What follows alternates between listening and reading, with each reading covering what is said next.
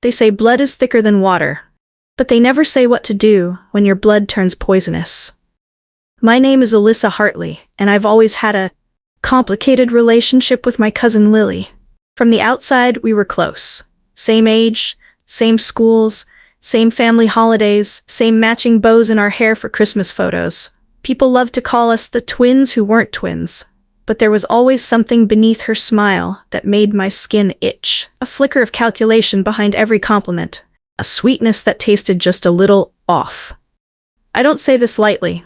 Lily was the kind of girl who could look you dead in the eye, compliment your dress, and tell someone behind your back that you looked bloated. She never yelled, never fought. She didn't have to.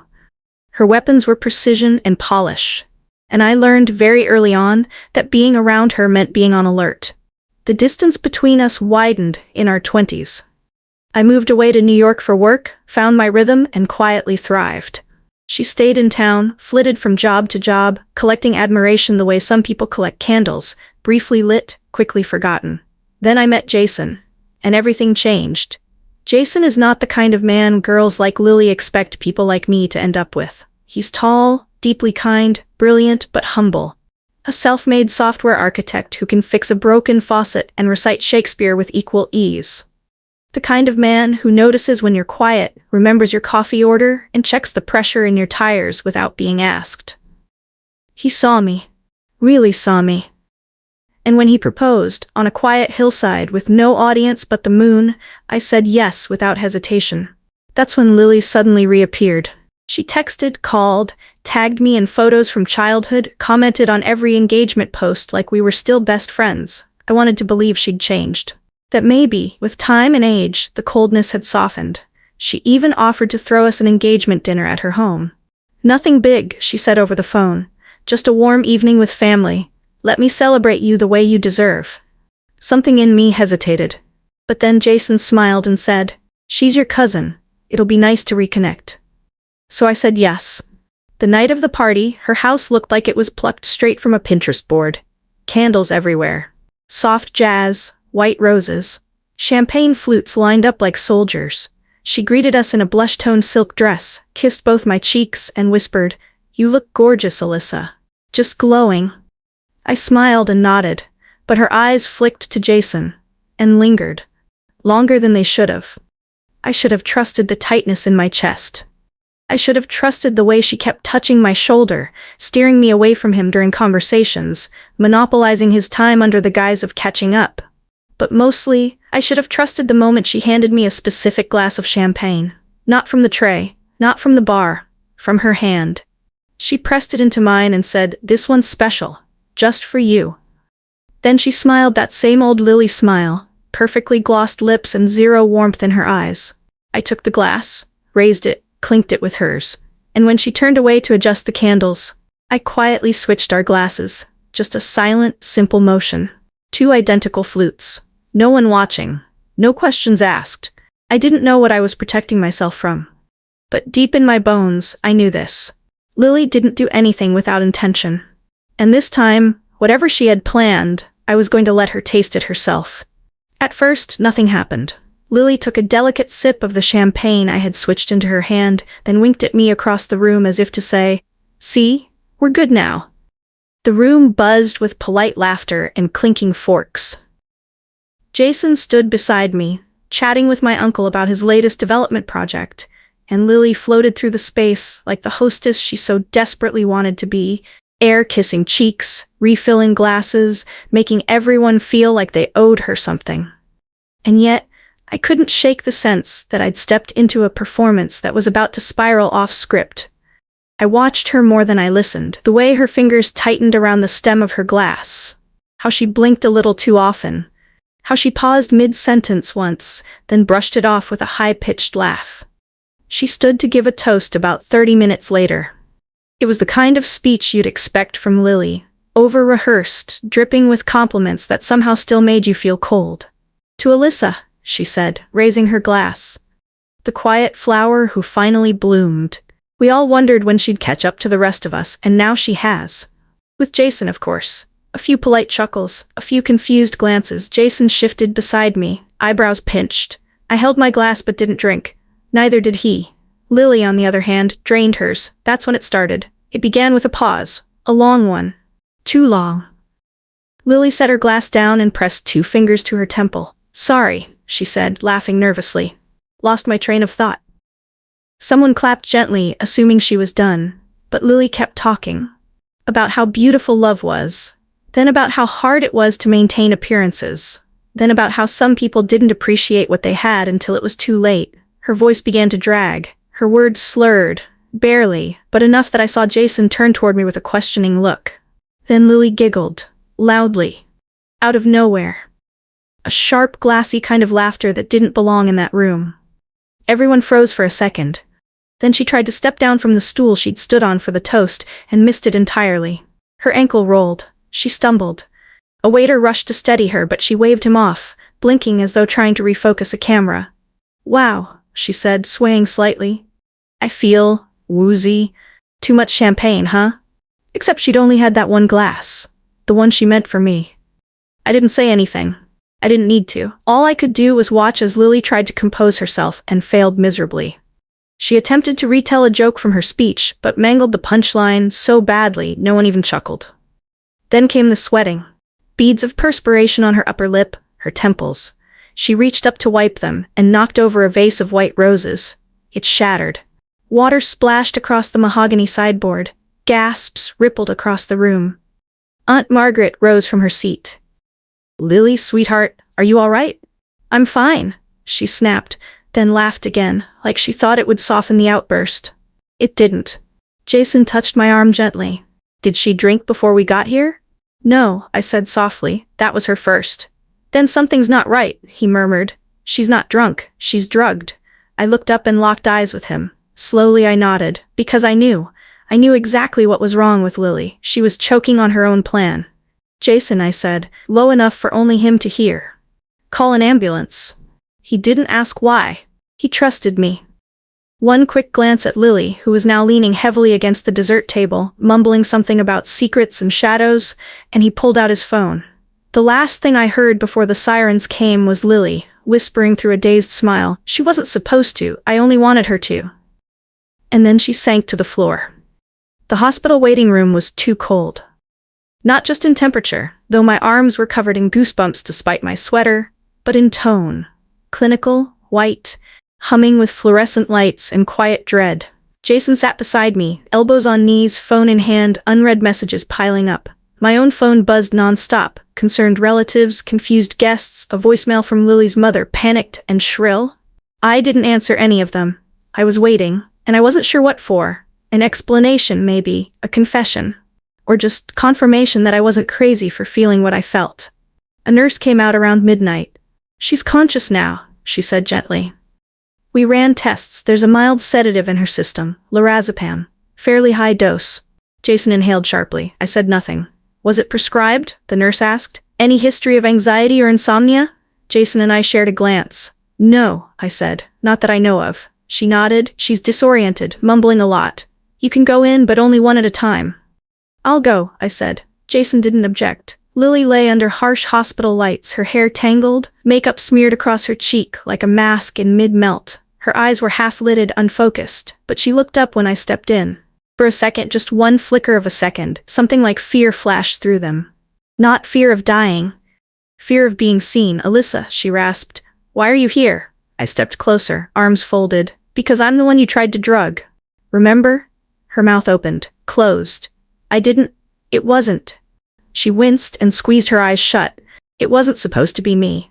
No, I said quietly. It wasn't, and yet, here we are. Her fingers fidgeted with the blanket. It was just a little something. To calm you down. You always get so controlling. I blinked. Controlling? That was what she was going with? I wasn't controlling, Lily, I said. I was finally outshining you, and you couldn't take it. She flinched. No, she said too quickly. I was just tired of you getting everything. The perfect job, the perfect man. Everyone thinking you're so pure and kind and above it all. I just wanted one night, just one moment where you weren't perfect. My stomach turned, but my voice stayed even. So your plan was to drug me? At my own engagement dinner? She shook her head violently. No, just a little bit, just enough to make you loosen up, maybe slur your words a little. Trip over a toast, nothing dangerous. You dosed the drink. I Googled it. It was supposed to wear off in a few hours. Just a small humiliation. She looked at me then, eyes red, voice trembling, not from remorse but from realization. You switched the glasses, didn't you? I didn't answer.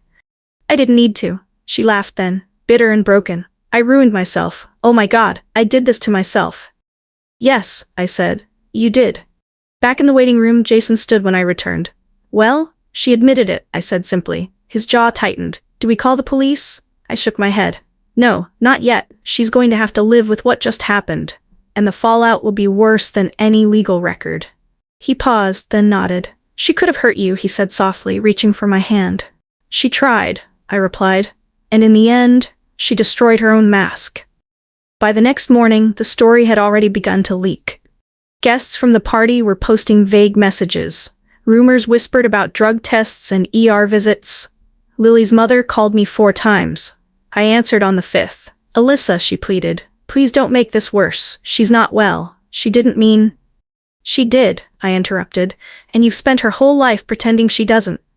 There was silence on the line. She needs help, I said, but I won't be her scapegoat. And I hung up. The news spread faster than I expected. Not because I said anything. I stayed silent. Jason did too. We didn't post, we didn't share, we didn't call anyone, but the things left unsaid are often the ones people chase hardest. The morning after, when I checked my phone, there were nearly 30 unread messages. One from an old classmate. What the hell happened to Lily last night? One from a distant relative I barely remembered. Did she really collapse? Was it drugs? Are you okay? And one message, just one cold line, from Lily's mother, Aunt Kathleen. Please don't ruin her. She didn't mean to hurt you. I sat on the balcony, the morning breeze slicing through my thin sweater. Jason brought me coffee and placed it beside me in silence. We sat like that for a while. No words, just the understanding that a door had closed the night before. Not because I slammed it, because Lily had sealed it herself. A week later, I received a handwritten letter. Rare these days. But Lily is that kind of person, trying to appear genuine by doing something old-fashioned. Her handwriting was shaky, uneven. Alyssa, I know you probably don't want to hear from me. I don't blame you. I didn't think it would go that far. I thought maybe you'd stumble a little, that Jason would see you as human, and maybe, just maybe, people would stop treating you like you were made of glass while I get treated like plastic. I'm sorry I hurt you. I'm sorry I humiliated myself. But mostly I'm sorry you didn't drink that glass. Because I think, deep down, I wanted to see you broken. Just once. Lily. I folded the letter, didn't read it a second time. No tears, no anger, just emptiness. Because in those lines, I didn't see remorse. I saw jealousy. Thick, rotting, ancient. My family began to retreat. The same people who once praised Lily as the golden girl now avoided her name. A few sent careful emails asking if everything was okay. No one apologized. No one asked how I had felt. They were just afraid. Afraid that if I started talking, they'd have to confront the fact that they'd trusted the wrong person all along. I didn't blame them. I'd once trusted Lily too. Jason suggested canceling the big wedding and doing something private. But I shook my head. I won't hide. Not because of Lily. She doesn't get to define anything anymore. He nodded. He understood. We sent out new invitations with one bold line across the center. This moment belongs to no one else. Only us. Weeks later, I saw Lily from afar through the glass window of a bookstore. She was sitting alone, hair tied up, face pale. No one beside her, no one looking, no whispers of "that's Lily." She used to command rooms with a glance. Now no one looked at her at all. And for the first time, I didn't feel pity. I felt free. That night I took the letter she'd written and burned it. The paper curled, blackened, then vanished in flame. No scent of sedative, no trace. I watched it burn completely, then walked back inside. Jason was making tea. Oliver, our dog, rested his head on the couch. I stepped back into the life I had chosen, built, and protected. No one could touch it now. I never told anyone what really happened. Not in full. There were whispers, of course. Half-truths folded into rumors like bitter pills hidden in jam. The story took on a life of its own, growing wild in the shadows. Some said Lily had a panic attack. Others said she was drugged by accident. A few even speculated someone had tried to poison her.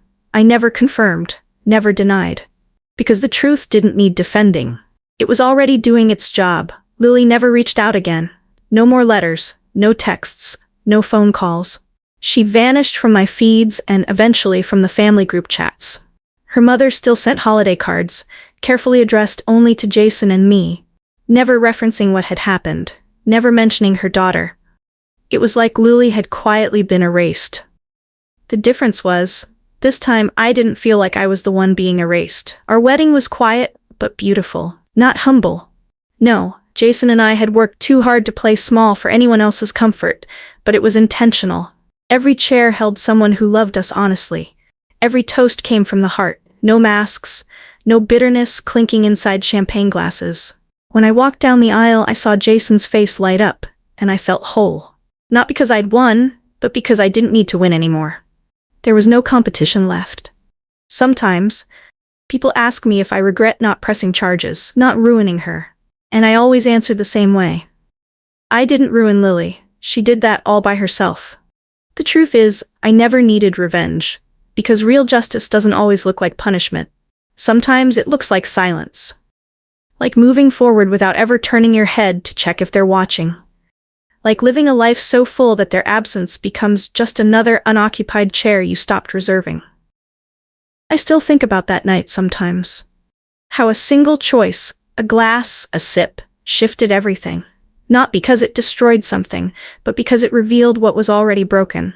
Lily didn't fall because of one mistake. She fell because she'd been standing on a scaffold built from envy, deceit, and resentment for years. All I did was let the wind blow. There's a quote I keep taped inside my journal. Sometimes the best revenge is simply becoming everything they said you couldn't. I used to think that meant power. Now I know it means peace. Not needing to explain yourself. Not hoping for acknowledgement. Not waiting for apologies wrapped in excuses.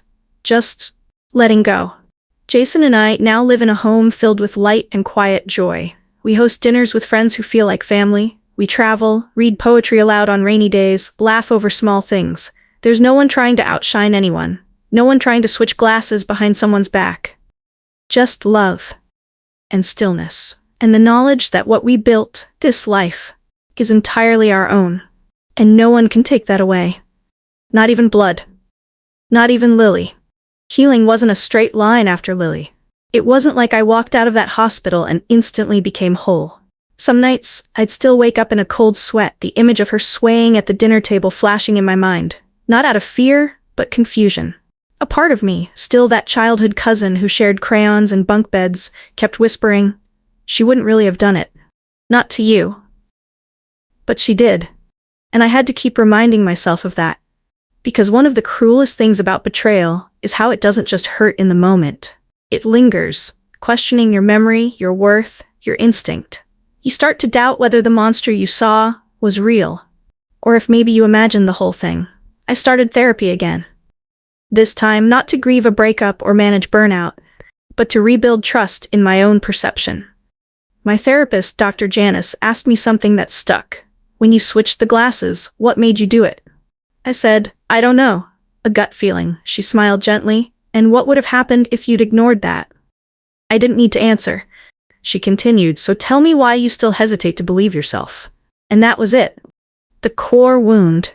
I had been taught for so long to give people the benefit of the doubt, even when they'd never earned it.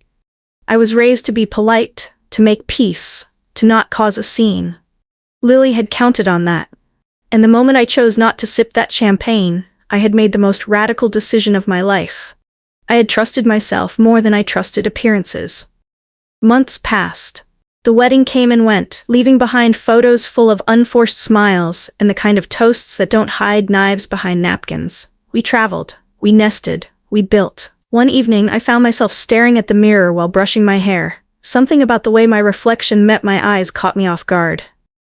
It hit me. I didn't flinch anymore. Not from looking back, not from being seen. I had forgiven someone in the story, but not Lily. I had forgiven me for not catching it sooner. For not speaking up years ago, for not drawing a line when she first crossed it, for being too kind, too quiet, too scared.